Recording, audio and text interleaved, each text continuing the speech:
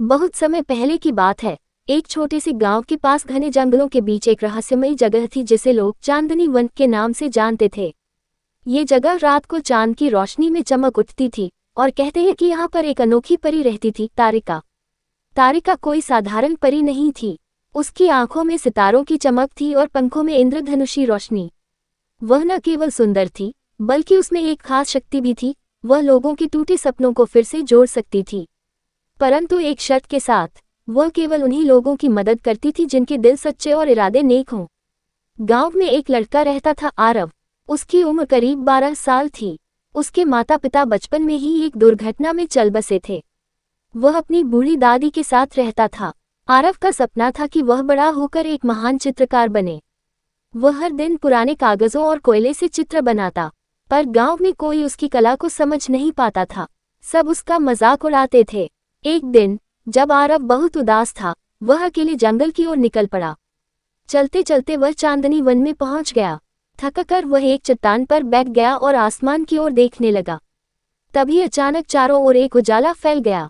जब उसने आंखें खोली तो उसके सामने एक परी खड़ी थी, चमकते हुए पंखों और मुस्कान के साथ। तुम कौन हो? आरव ने आश्चर्य से पूछा। मैं हूँ तारिका, चांदनी वन की रक्षक। तुमने मुझे बुलाया? आरव, परी ने उत्तर दिया। मैंने? पर कैसे? तुम्हारे दिल की पुकार मुझ तक पहुंची। तुम्हारा सपना बहुत सुंदर है, लेकिन तुम्हें खुद पर विश्वास खोता जा रहा है। मैं यहाँ तुम्हारी मदद करने आई हूँ, परी बोली। आरव की आंखों में आंसू आ गए। वह बोला, कोई मेरी कला को नहीं समझता। सब कहते हैं कि चित्र बनाकर कोई अपना पेट नहीं भर सकता। तारिका ने मुस्कुराकर कहा, सपने वे नहीं होते जो लोग माने, सपने वे होते हैं जो तुम्हें जीने की वजह दें। चलो, मैं तुम्हें एक जगह ले चलती हूँ। परी ने अपने पंख फैलाए और एक चमत्कारी रोशनी से दोनों हवा में उड़ने लगे। कुछ ही क्षणों में वे एक जादुई गुफा में पहुंचे जहां चारों ओर रंग बिरंगे चित्र थे, कुछ जानवरों के, कुछ सितारों के, कुछ जादुई प्राणियों के।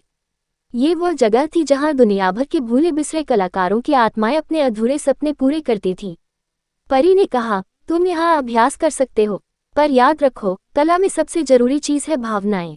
जब तुम सच्चे दिल से कुछ बनाओगे तो वह जरूर बोलेगा। अगले कई दिनों तक आरव वहीं रहा। उसने कई चित्र बनाए, अपने माता पिता की यादें, गांव की कहानियां और यहाँ तक कि परी तारिका का चित्र भी। एक दिन परी ने उससे कहा, अब समय आ गया है कि तुम अपने गांव वापस जाओ और अपनी कला से लोगों का दिल जीतो। आरव वापस गांव आया और अपने चित्र गांव के चौक में प्रदर्शित किए। पहले तो लोग हंसे, पर जब उन्होंने चित्रों की भावनाएं महसूस की, एक माँ के आंचल की गर्माहट, किसान की मेहनत, बच्चे की मुस्कान, तो सबकी आंखें नम हो गईं। गांव का मुखिया भी आया और बोला, आरव, तुमने हमें हमारी आत्मा दिखाई है। हम माफी चाहते हैं कि हमने तुम्हें कभी समझा नहीं। धीरे धीरे आरव की प्रसिद्धि बढ़ी। शहर से लोग उसके चित्र खरीदने आने लगे। उसने गांव के बच्चों को चित्रकला सिखाना शुरू किया, और वह दिन भी आया जब उसका नाम पूरे देश में जाना गया। पर वह कभी भूल नहीं पाया तारिका को। वह हर साल चांदनी रात में उस जंगल में जाता और एक चित्र बनाकर छोड़ आता अपनी परी के नाम। कहते हैं कि आज भी जब कोई बच्चा अपने सपनों में यकीन करता है और सच्चे दिल से मेहनत करता है, तो चांदनी वन की वह अनोखी परी तारिका उसकी मदद करने जरूर आती है।